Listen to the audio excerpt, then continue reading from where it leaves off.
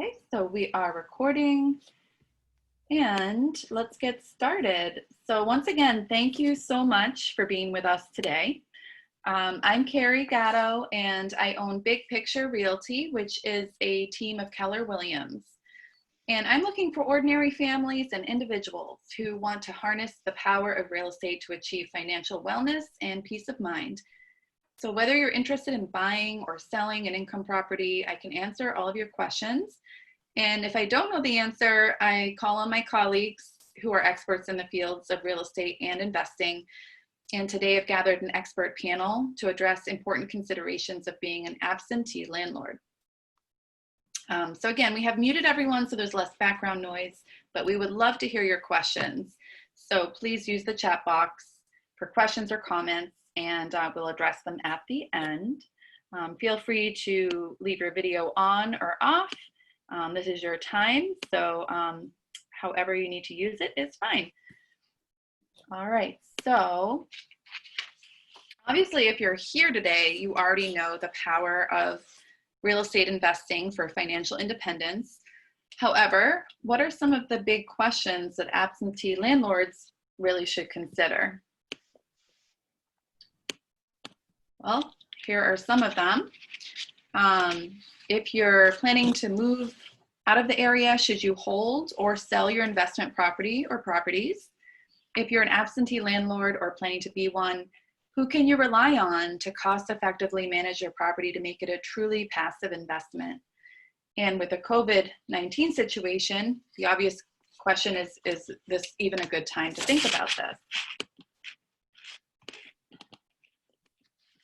Also, what are the important numbers that you need to analyze in order to make the most informed decisions? And what other investment opportunities might be available around real estate investing that you haven't even explored or thought about? And if you decide to do this, how can you best prepare and make it the most profitable experience possible? And can you retire when you want using real estate as part of your overall investment strategy? And so to help us answer those questions for you today, we have on our panel Jamie Thompson, who is a property manager and rental agent in this area, and he's going to speak about how to find the right people and take the stress out of real estate for you. And then I will talk about the market, especially for sales. And Wolfgang Cease is going to talk about an investment opportunity that you might not have considered related to investment property. Emily Claire is a financial advisor with Edward Jones and will help you plan and organize your finances for any kind of investment decisions. And finally, Sarah Hartline will help you analyze the legal ramifications of your real estate holdings on your estate. Okay, so I would love to just do a real quick poll of the people that are here in the chat box. If you could tell us if you're already an absentee landlord, yes or no, and maybe how many properties you own currently, just so we get a sense of who our audience is. That would be really helpful. And then as you're doing that, I will introduce our first speaker, who is Jamie Thompson. And for absentee landlords, as you know, a great property manager is worth their weight in gold. So Jamie's going to talk about how to effectively manage your properties and maximize your return, as well as how to hire a great property manager. Jamie, over to you. Good afternoon, everyone. Jamie Thompson, Thompson Realty. Been in property management for the past 5 years. It is our primary business. Give you a quick rental market update. For those of you that are in the business, you've probably seen a significant change in what you're used to. So from a listing units perspective, obviously we've seen a significant increase in available units on the market this season. Average days on market compared to last year is up. Average list price is down, and the absorption rate, which we are seeing a significant increase with, is down as well. So you're seeing a lot fewer units rented compared to what we have seen realistically over the past 10 or 12 years. A couple of impacts that are causing that. COVID-19, we're seeing some differences in unit demand amenity demand, working from home, and students as well.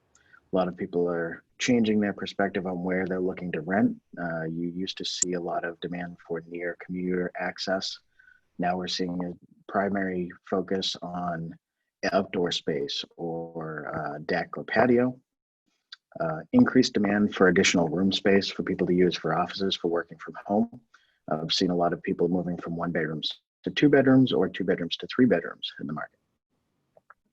Another big statistic that Pew came out with actually this month, 52% of young adults up to age 29 have moved in with family.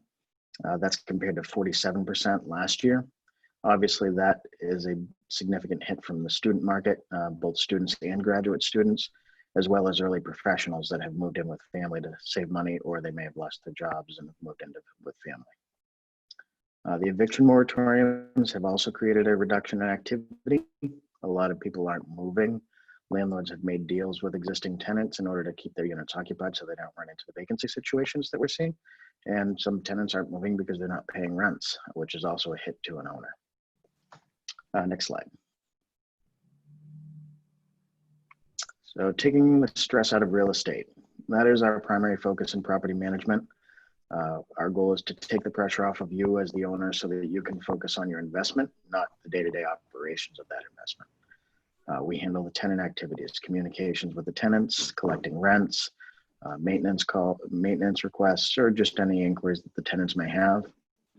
We're responsible for contractor management. So if you have plumbers, electricians, handymen, anything that has to do with repairs, as well as landscaping, seasonal activities, gutter cleanings, tree trimming, snow removal, all the things that keep that property running so that the tenants are happy with their environment.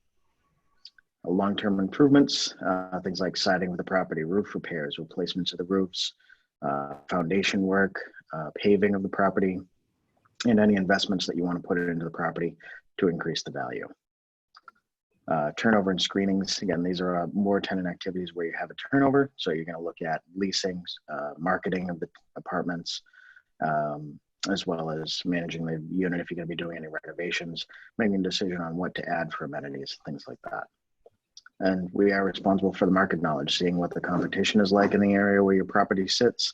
What are the amenities that are in demand versus what is was previously in demand? What's changed? A lot of demand for in-unit laundry, for example, compared to shared laundry now. Next slide. Our second responsibility, one back, is optimizing the return on your investment. Again, my primary focus is the stress and making sure that things are maintained and occupied. Then we start to look at the financials and how to improve the return on your investments. Your return from the property isn't solely realized when you sell the property. It can be realized during the operations portion by optimizing your rents to market rents and to limit general expenses. Your rent historically has been based on location. We're starting to see that change in behavior. Number of bedrooms and the layout of the property. We're seeing a lot of demand if there's an extra room for office space. Quality and condition, the amenities that are in your unit and on your property. And again, market demand and competition, which we're seeing is the biggest impact for the market today. Next is maintaining your expenses and depreciation of investments, keeping the operational and seasonal expenses to a reasonable level, investing in infrastructure and structural repairs, keeping the quality and condition of the property up, and then taking into consideration when you're doing any work on a property that is an expense, minor expense, or if you're doing a long-term depreciation investment, consider the usable life of those investments. Look at them as providing a return based on the quality and the condition of the property, and that you'll be getting something out of an increase to rents, things like that. Next slide.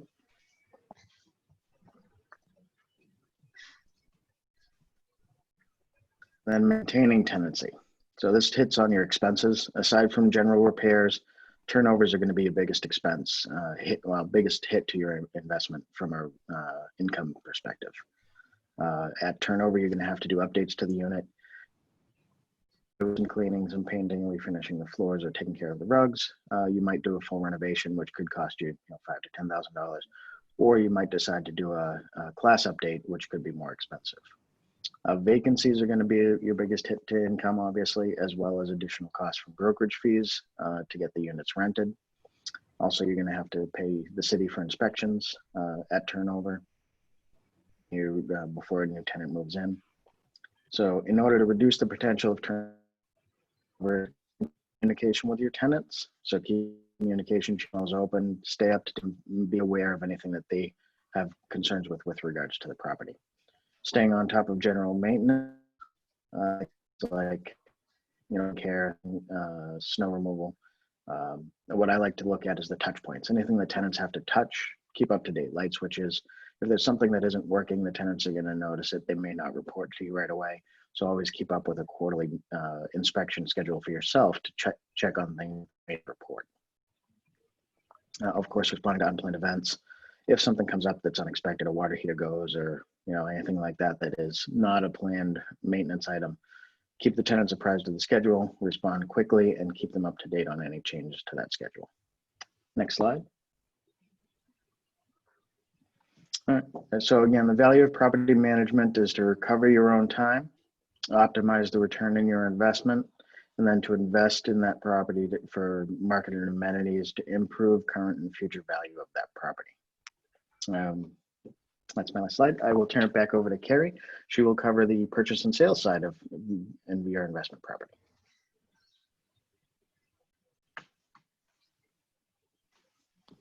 Great, thank you so much, Jamie.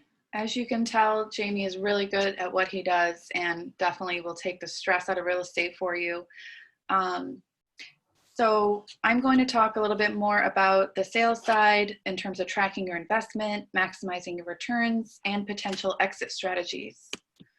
But first, I want to do a quick update on the market. It's been super interesting watching the market this year with everything that's going on. And specifically comparing it to last year, which was more of a normal, although very hot market. Here are the numbers that I pulled yesterday. I've been tracking it every week. And what we're seeing right now is that we had a very active summer. So even though the spring, which is usually the busiest time, was completely thrown off from COVID and the quarantine period that we had, we are seeing that the volume is starting to catch up. So every week, I'm seeing that number right here on the right decrease. So the gap is slowly closing on the year-to-date volume. And right now, this is just multifamilies in Middlesex County, which is mostly where I work. And right now, we've seen almost 1,000 multifamilies that have gone under agreement year-to-date. And sold, or actually closed year-to-date, we've seen 775. Which is about 21% less than last year at this time. But again, that gap is closing every single week. It's getting closer because we've had such an active summer, even in multifamilies. And the average sale price for multifamilies is up about 5% from last year, which is a very healthy appreciation. And largely due to the lack of inventory, very tight inventory this year. But a lot of buyer demand because of the very low interest rates. So right now, the average sale price is hovering at around almost $900,000. And active listings yesterday were 228, which is actually a little bit higher than last year, almost 10% higher than the same date last year. So we might be starting to see more inventory come on the market. That might be a new trend emerging. That would be great because the demand is definitely there. And the next category is month's supply of inventory, and that's also increased 34% from last year at this time.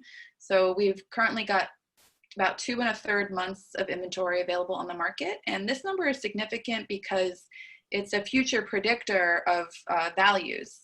So the lower that number, the more probability that values are going to go up. And then when we start seeing that number increase, especially over 6 months, that means that we're going to start see values dropping in the future. So it's just supply and demand. And anything less than 6 months is considered a strong seller's market. So we're definitely still in a seller's market, although we may be starting to trend upwards, meaning we have more inventory. And then average days on market, right now it's 34. So on average, multifamilies are selling in about a month. And if it's priced correctly, it usually goes much quicker than that. So that's the current market update. And Emily Claire, who we'll talk in a moment about financial planning, helps you track your net worth. And as a real estate consultant, I like to help my clients track their real estate investments as part of their overall financial picture. I'll help you track your equity, your cash flow, and your return on investment. From there, you can accurately determine potential for increasing your income, reducing expenses, or increasing your equity. This is just a sample analysis I recently did for a client who owns a two-family, and they bought it back in 2014. And when they really looked at the returns they were realizing on that property, they decided to use some of their equity to acquire another investment property. So as you can see, the return on investment is 400% over 6 years, which is great. And because I do watch the market daily, I can help you estimate the property value more accurately and advise you on which way it's going. And I also have great pro forma templates for flipping a property or doing a BRRRR, buy, renovate, rent, refinance, repeat strategy. I also have another webinar on that, which you can find on my YouTube channel. So as I mentioned, the rates, as you probably know, are super, super low. I mean, with the money being so cheap these days, it could definitely be a good time to refinance if you haven't already. You could lower your monthly payment and increase your profit margin, or pull cash out to buy another property. And I would say don't wait, do it now, because it's only a matter of time before rates go up. I did hear just yesterday that there might be another rate hike. Also, sadly, almost a third of Americans had outstanding housing payments on August 1st. And forbearance and loan deferral periods are coming to an end in the near future. It's very likely we're going to see a recession. So it would be wise to free up some cash and be ready to invest when foreclosures hit the market and less people are buying. And Jamie mentioned, doing upgrades to maximize your rental income, maybe move up in caliber of tenant and market value of rent. However, you don't want to over improve for the market. The property is a business, so every dollar in should give you an exponential return. So depending on whether you want to rent or sell, Jamie and I can help you evaluate the upgrades you can do to attract the best tenants, maximize the income for your rental market, or to refinance or sell.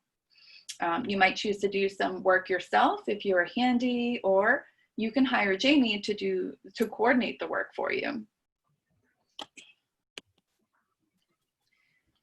So now let's just talk a little bit more about the exit strategies that are available to you, because it's always good to have the end in mind when you're doing anything regarding your properties.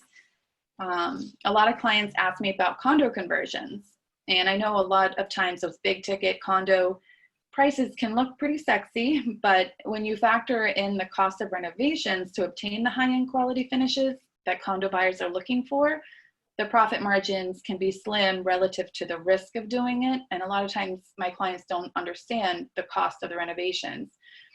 It also takes on average a year or sometimes a lot longer depending on the city or town's regulations.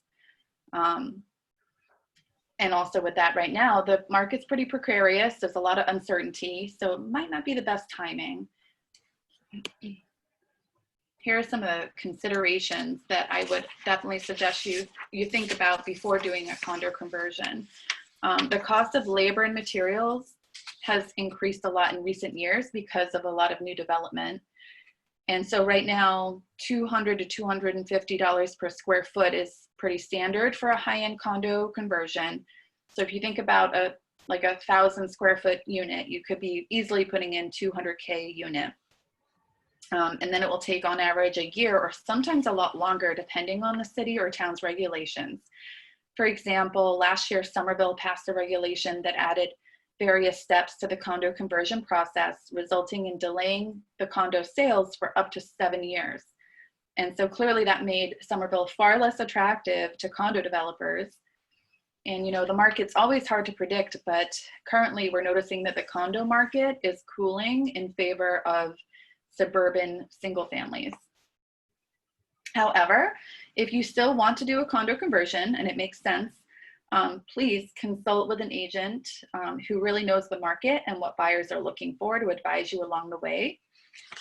I also work condos, so I have a finger on the pulse of that market. And for example, you don't want to renovate the kitchen and the bedrooms and then leave the bathroom vintage, because it will just stick out like a sore thumb.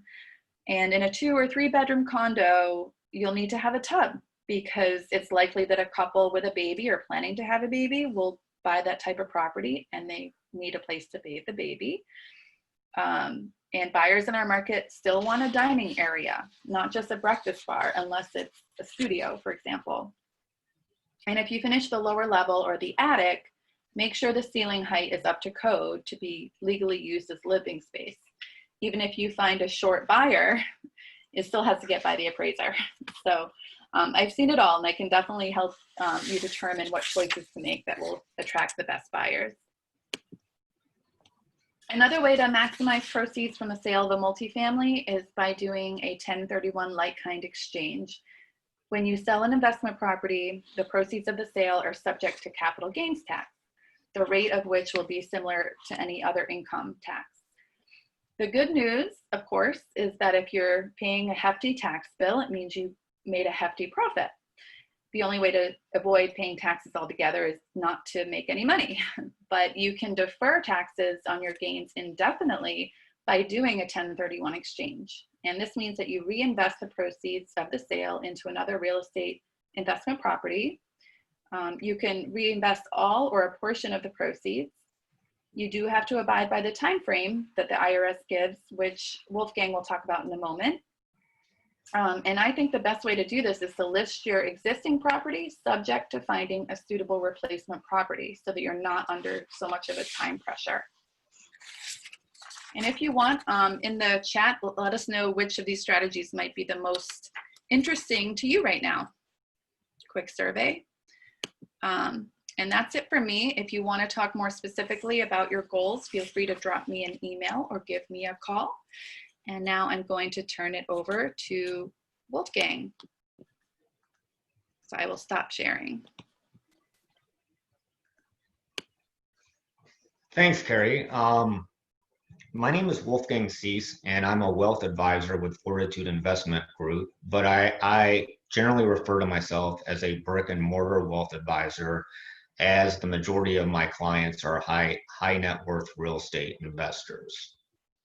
Today, we're going to talk about the DST as an alternative 1031 exchange tool. So here are a few things we're going to talk about today. Who is Fortitude Investment Group? Some tax deferral strategies. We're going to talk more in depth about 1031 rules. And then if time permits, we're going to go through a case study of a typical DST investor. So who is Fortitude Investment Group? We were founded in 2012 and have offices in New York, New Jersey, California, Boston, and Palm Beach Gardens, Florida. Our primary client base owns investment commercial real estate, and we provide them with tax-efficient investing solutions and estate planning services. We have successfully assisted in over 1,000 1031 exchanges in excess of over $2 billion in client exchange proceeds. And we also performed the largest 1031 DST transaction in history in excess of $176 million. And that was a multifamily portfolio in Rochester, New York. So real quickly, I just want to talk about the commercial real estate environment. You know, most values have recovered completely, if not have increased in value since 2008. And sellers are looking to lock in the gains, and buyers are eager to secure new properties. Now, with that, as this population ages, passive ownership has become way more popular. And in the velocity of today's markets, it's a challenge to find a good replacement property and that's where DSTs have really gained in popularity. So real quickly, what is a 1031 exchange? As Carrie had mentioned, it's a strategy for deferring capital gains, taxes incurred from the sale of a business or investment real estate, and by exchanging real property for like-kind real estate, owners may defer tax liability and use the proceeds to purchase a replacement property. So tax deferral, why should you care? So this is an example of somebody that did really well. They bought a property for $400,000 and they're selling it for $1.1 million. So there's a taxable gain of $700,000. So at the end of the day, if you do just sell it and you do not take advantage of a 1031, you walk away with $861,400 and you pay almost $240,000 in taxes. Again, $240,000 in taxes. Whereas if you do an exchange, you have investable proceeds of the full $1.1 million to put to work. All right, so what qualifies for an exchange? Rental property, commercial real estate, raw land, business real estate, and certain fractional indirect ownership interests.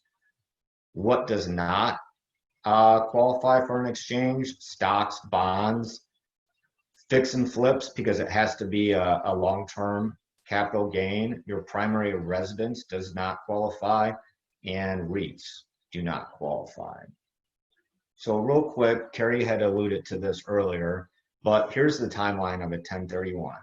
Day 0 is when you close on the sale of your property, and you have 45 days to identify your replacement property and 180 days maximum to complete this exchange.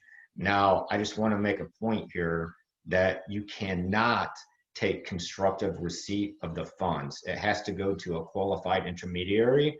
I've had multiple clients call me and say, hey, Wolf, I sold my property last week and I'm ready to do a DST. Let's get the ball rolling. And I'm like, you took constructive receipt of the funds and you're out. So you cannot touch the money, or you cannot do a tax deferred exchange. So property replacement rules. Number 1, the value of the property has to be equal or greater than the value of the property that you sold.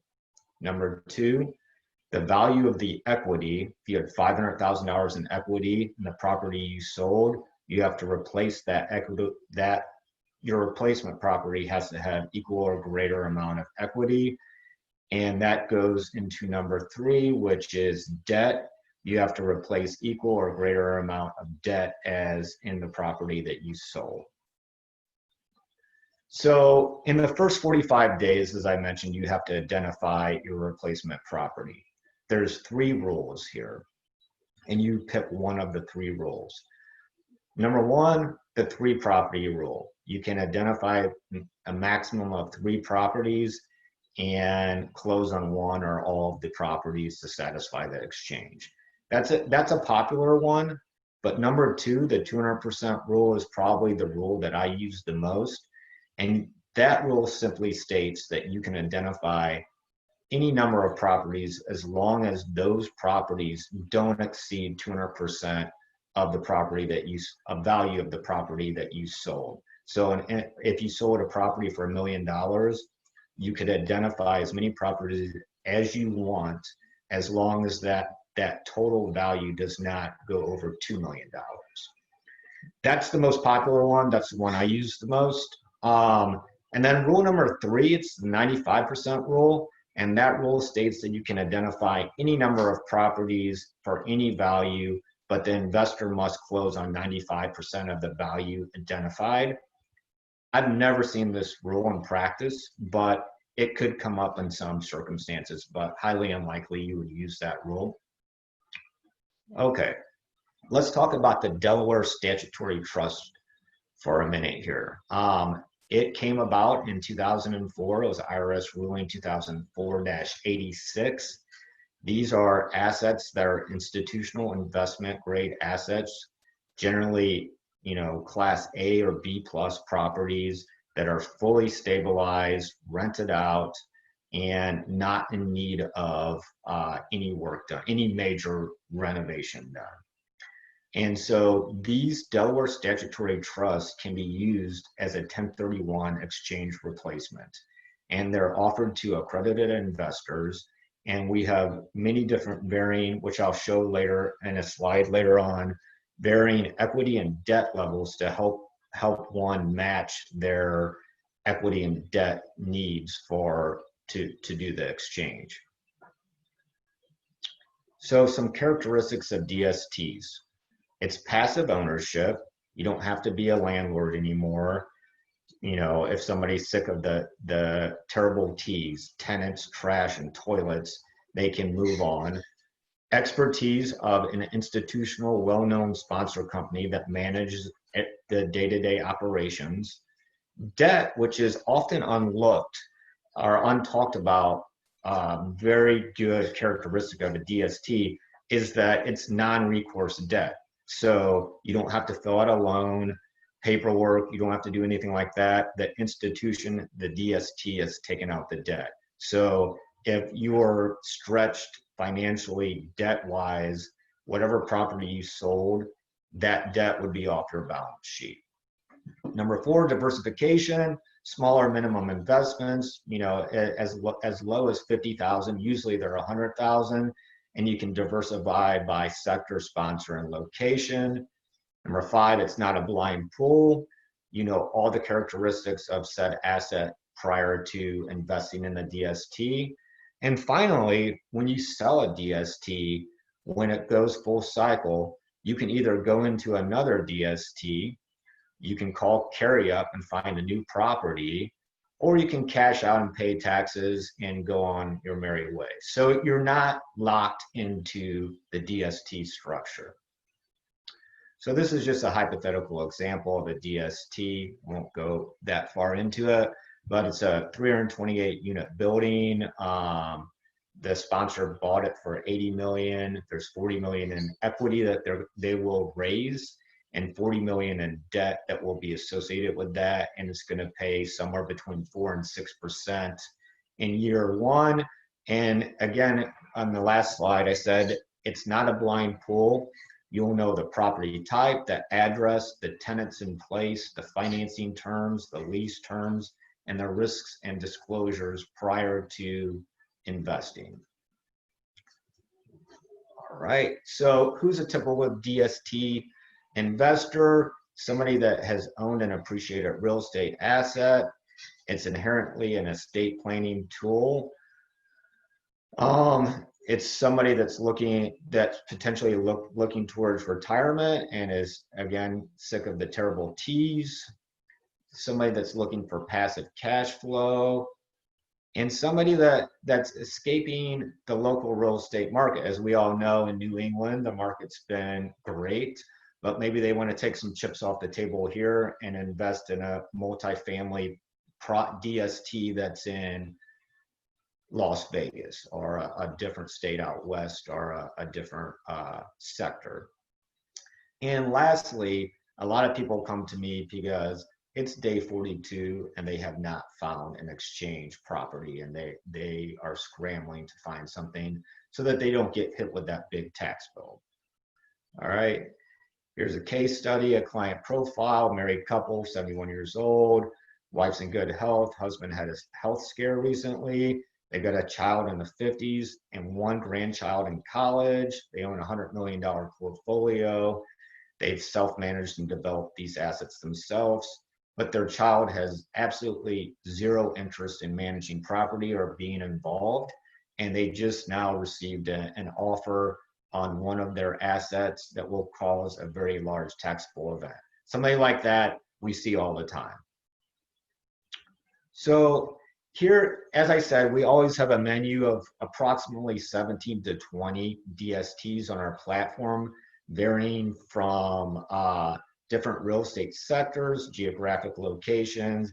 Here's a sample offering menu, you know, a portfolio of some triple net properties, an Amazon distribution center, some multifamily, self-storage, very popular these days. A corporate headquarters, probably not as popular these days. Triple net medical properties, senior living, more Class A multifamily, and some student housing. So here is an example of somebody that sold a $20 million property with approximately $11 million in debt. With somebody like this, we would diversify them with different DSTs in different sectors with different debt levels to blend them out to they had a 54% LTV, so we blend them out to the 54% and set up a very diversified portfolio that should withstand the real estate market and just be diversified. Here's my information if you had any further questions. I wanted to thank Carrie for organizing this panel.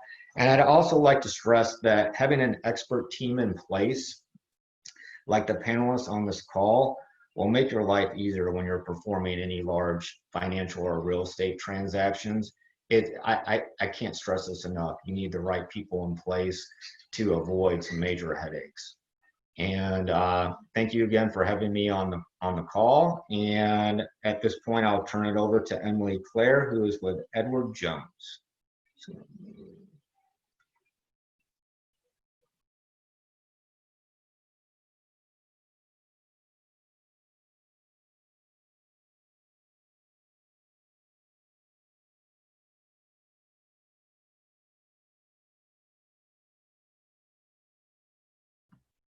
I think you need to unmute Emily. I thought I had unmuted already, but I guess I hadn't. So I was just saying thank you everyone thank you Carrie for creating this event, and for everyone on the panel it's been great working with you preparing for this. Am I still muted? No.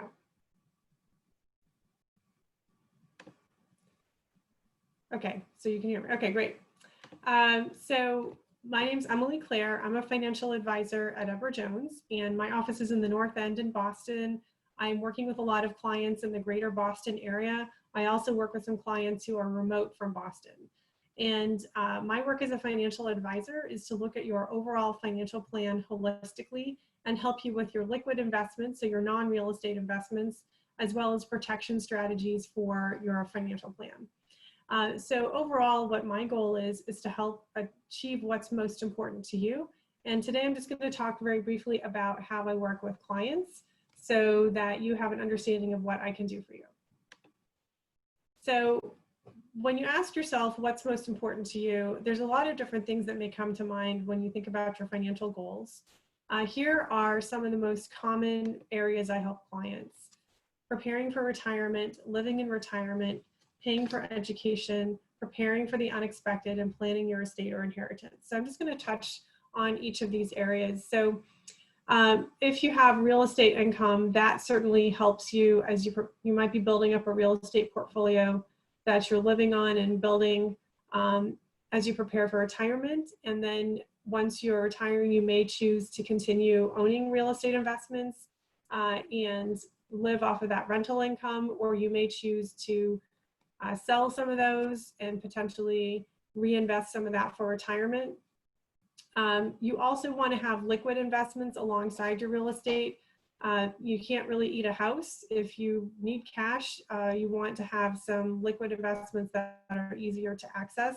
And liquid investments also don't require any work on your part, as like a property does. So it's good to diversify your investments across different strategies, including real estate and more traditional liquid investments like stocks and bonds. So I would say for preparing for retirement, living in retirement, one of the most important things is to think about, how to position your investments strategically for taxes. So that's where we bring in a CPA to help you kind of think about that. I believe Michael's on the call. Thank you for joining us, Michael. And he's the CPA that I work with, so I'll just put a shout out to him.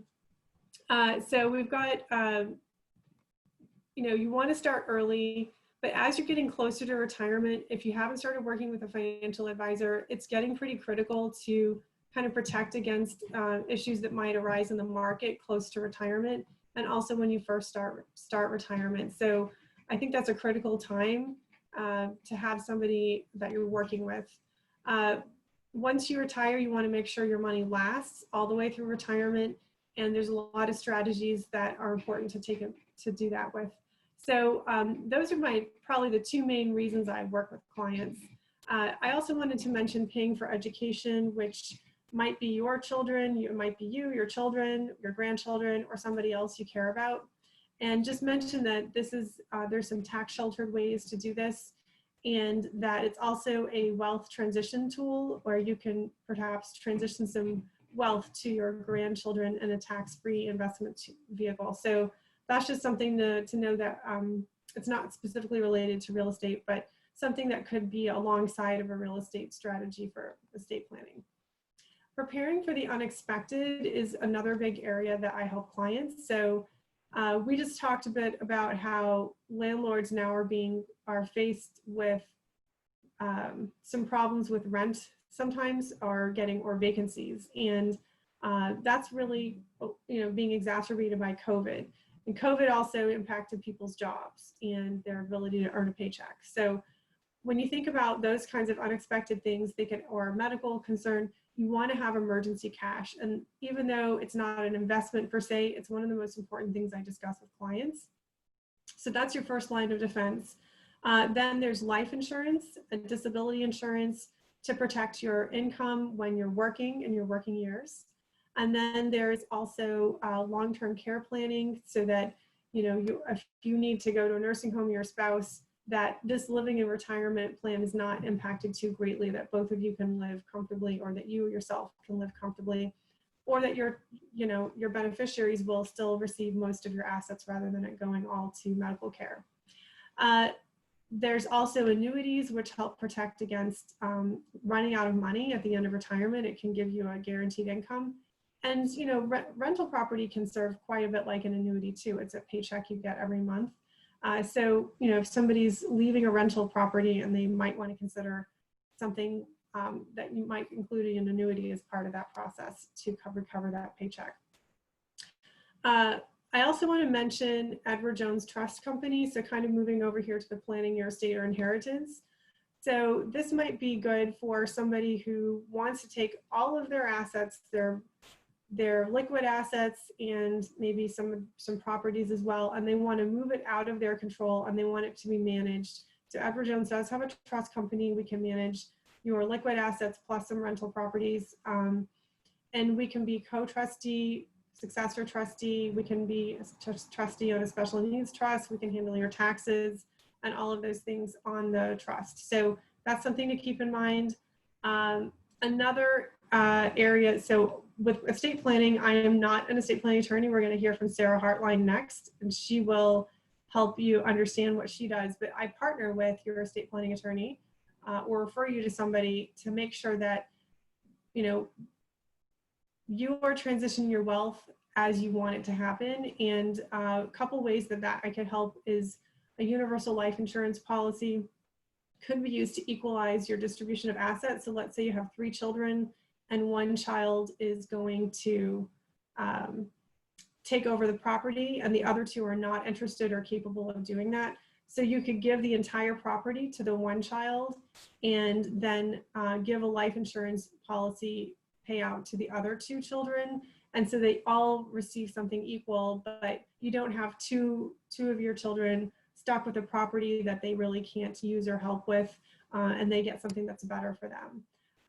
Also, estate planning taxes can be quite expensive. So you could set up a life insurance policy that's meant to pay off the bill for the estate taxes, and that way there's no need to sell the property at an inopportune time to cover those taxes.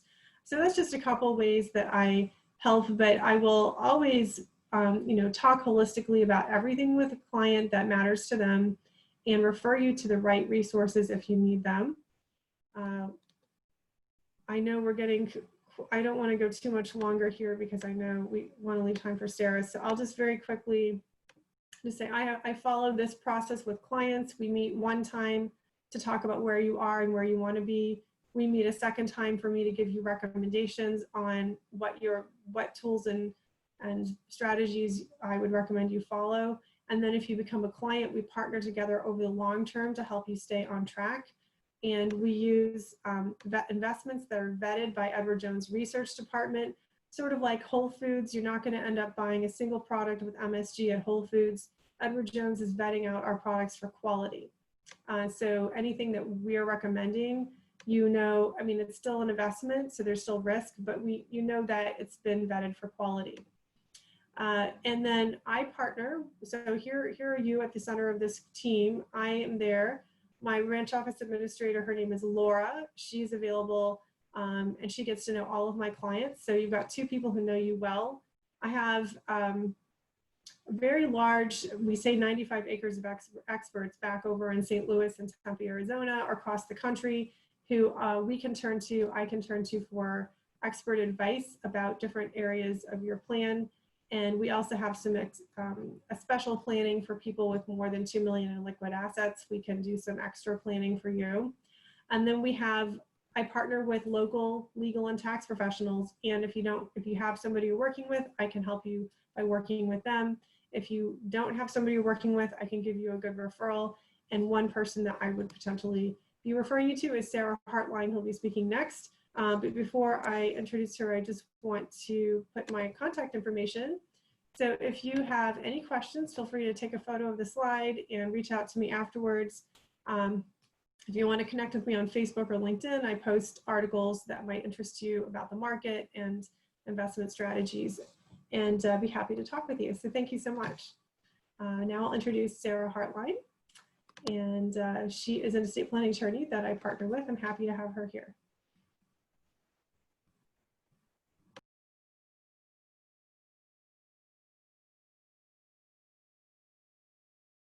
Great, thank you. I'm gonna pull up my screen here. And yep. Great, thank you. So good afternoon. As both Emily and Carrie mentioned, I'm an estate planning attorney with Margolis and Bloom, and I'm going to be rounding out the program today with a discussion on estate planning and how that fits into being a landlord. So if you already have estate planning documents, we do generally recommend as estate planners that you review your estate plan every 5 years or whenever you have a major life transition, such as a marriage or having a child. Buying and selling real estate is also a major life transition, always a good time to check in with your estate attorney. But in addition, even if you aren't buying or selling real estate, checking in and regularly reviewing your plan is important because there are always changes in the laws, for example, changes to the capital gains and estate tax exemptions. So that's why it's important to check in at least every 5 years, even if not a lot is changing. So one major part of estate planning and real estate is how you're titling your assets. So unfortunately, it's not uncommon, even for somebody with a fairly sophisticated estate plan, to fail to title real estate correctly to maximize the benefits of any planning documents that they have. So for an example, someone might have a revocable trust, which they've established, but are still holding real estate in their individual name, thereby missing out on some of the benefits of that trust, such as avoidance of probate.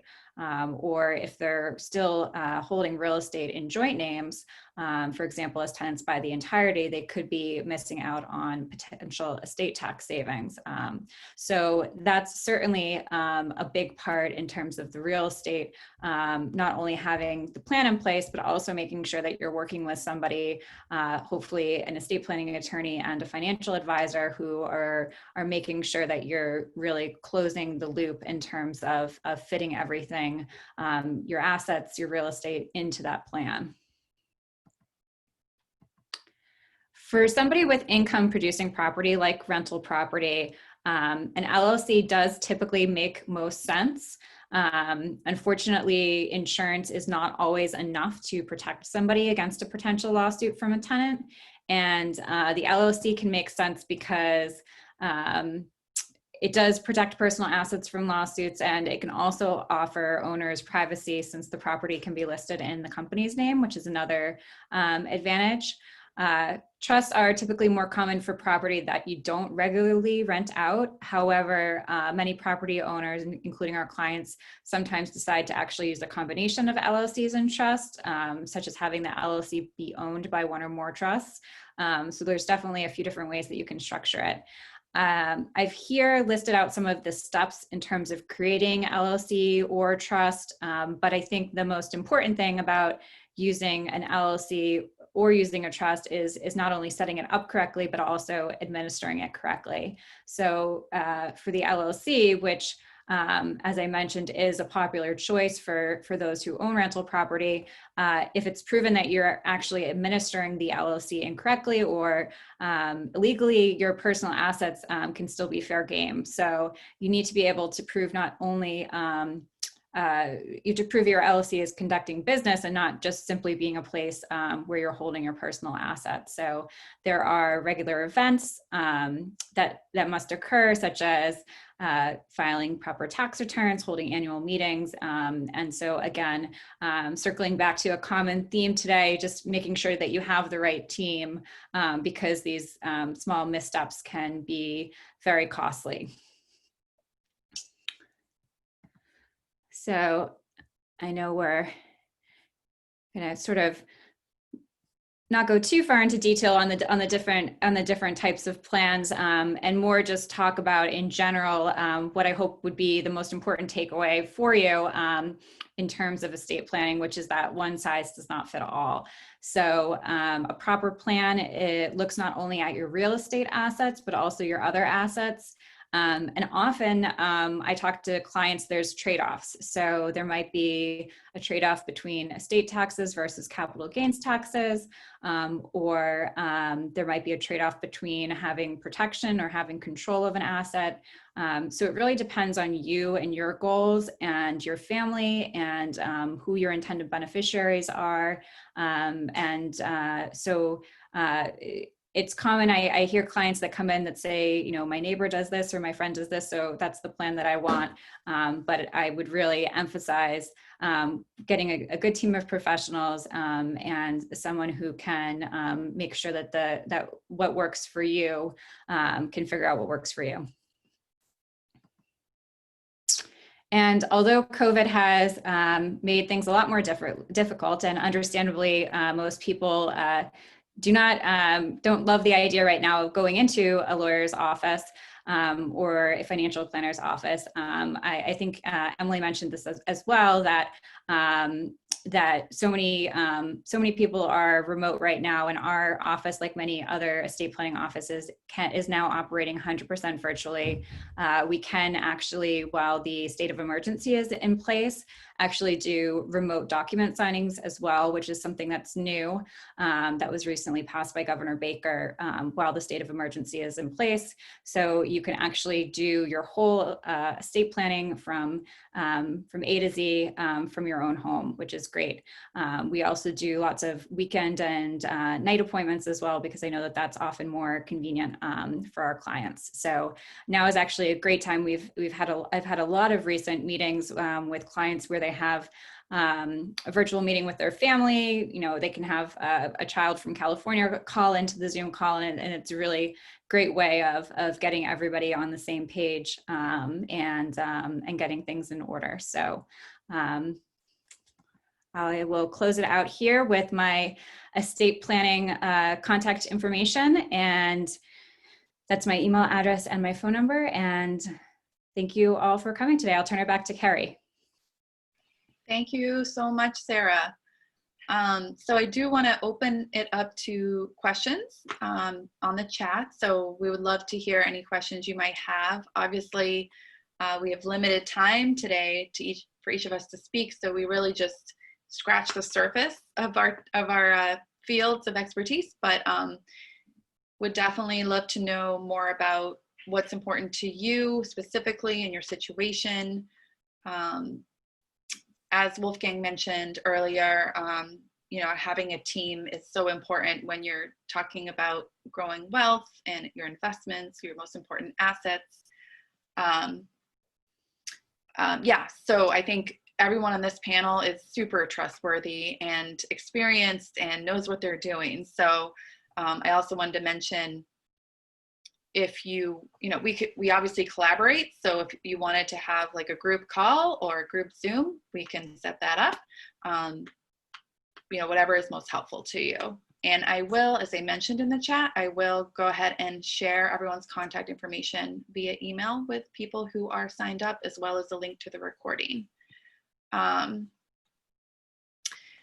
So I'm keeping an eye on the chat. I'll see if I can unmute people too. And that way, if anybody is looking to speak up, I don't know if I can do that. Let's see. I can do it individually. But yeah, if anyone has questions, you can either raise your hand or put something in the chat box.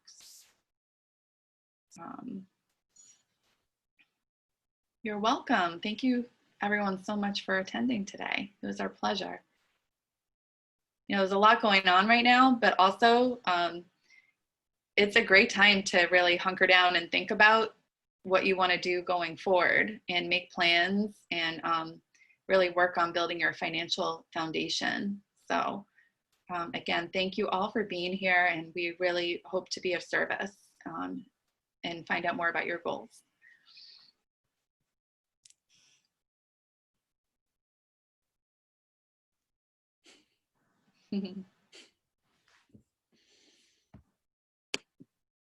All right, well, if nobody has any questions, I'll just encourage people to get in touch with us individually. And, again, we're happy to do that.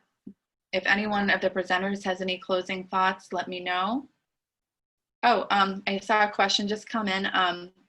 Yvonne says, I purchased rental properties jointly with my IRA. What's the best way to protect myself? I guess that might be a question for Emily. Emily, any thoughts on that? Or would Sarah have any thoughts on that? I think Emily is muted. I would have to know some more information. I think if that is directed in terms of more of estate planning, feel free to send me an email with a little bit more information, because I'm not sure exactly what you mean by that in terms of jointly with your IRA. Maybe Emily does under. Yeah, I'm not quite sure either. What the question is it protecting yourself against liability? Is it protecting yourself if the mortgage, if you can't pay the mortgage for some reason? So I think that it's probably worth having a one-on-one conversation to understand a little bit more specifically about your overall situation. And then once we understand that, then it would make sense what the next step is to protect. But for specific advice like that, I always do a meeting to really understand the full picture before I make a recommendation.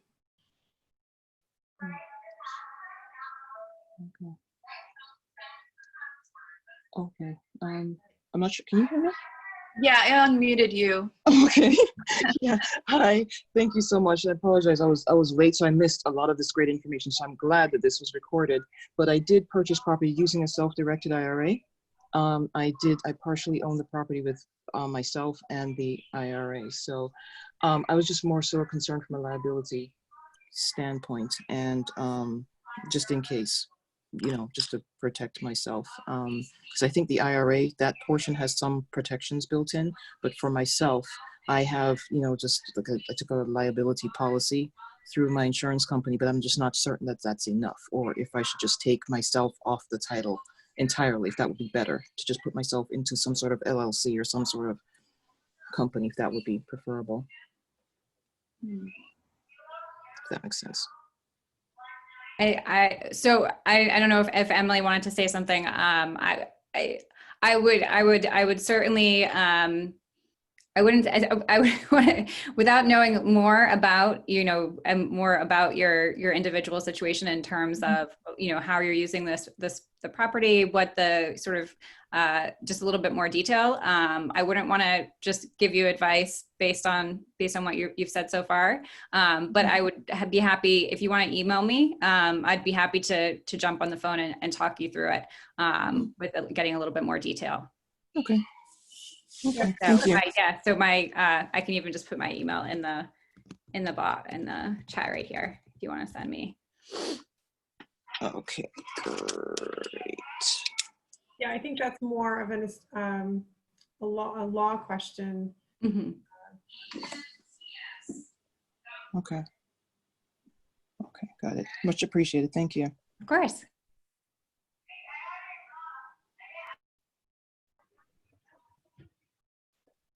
All right, great. Well, thank you. Thank you to my panel. You guys are amazing. And I think anybody is lucky to work with any or all of you. And as we mentioned before, having a great team is so essential to success in investing and in real estate. So really much thanks for all your time and effort in working with me on this, and look forward to working with you in the future. If anyone has any further questions, please reach out to us individually or collectively. We're here to help. Have a great day. Thank you. Have a great day. Bye. Bye. Thank you. Bye, everybody.